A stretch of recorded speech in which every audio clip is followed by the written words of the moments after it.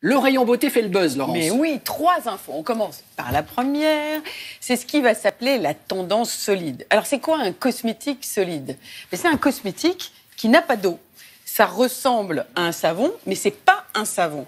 Si on regarde la petite recette qui va défiler, qui est une recette qu'on peut faire à la maison. Assistante. Ah, merci, c'est Un sympathique. savon qui n'est pas un savon. Voilà, parce que le savon, c'est une réaction chimique. C'est du gras avec de la soude et il y a une saponification. Le cosmétique solide, on enlève l'eau. Quand on vous vend du gel douche, on vous vend énormément d'eau, en fait. C'est souvent le premier ingrédient. Et c'est souvent le premier ingrédient. Dans la liste. Donc là, le concept, c'est de solidifier les ingrédients.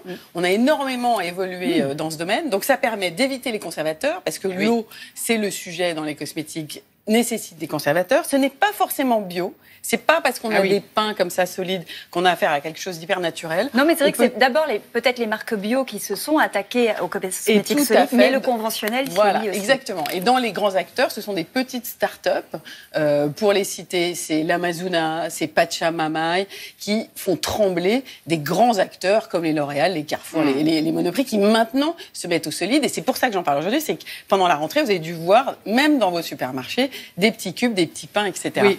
Donc bien regarder les labels, parce que c'est pas forcément bio, et vraiment essayer de s'intéresser aussi aux étiquettes, alors même que c'est du solide. Alors c'est marrant, le solide, ça peut être en forme de nuage, ça peut être en forme de moule de cannelé, ça peut franchement... C'est 5%. Faut pas confondre quand même le moule de cannelé. Ben voilà, alors on estime que c'est 5% à peu près du marché des cosmétiques estimé. Il faut voir que le bio, lui, il est à 3%, donc on voit que c'est une tendance qui monte. Ouais.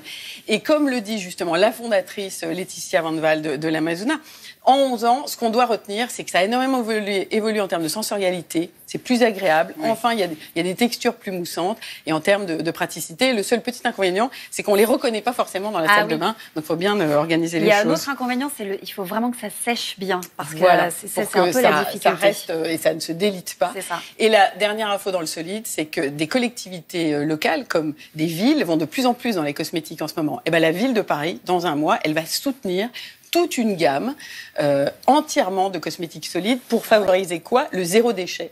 Pour favoriser l'emballage. Elle va aussi passer des partenariats avec plein d'autres marques, mais dans les cosmétiques, ça va être ça.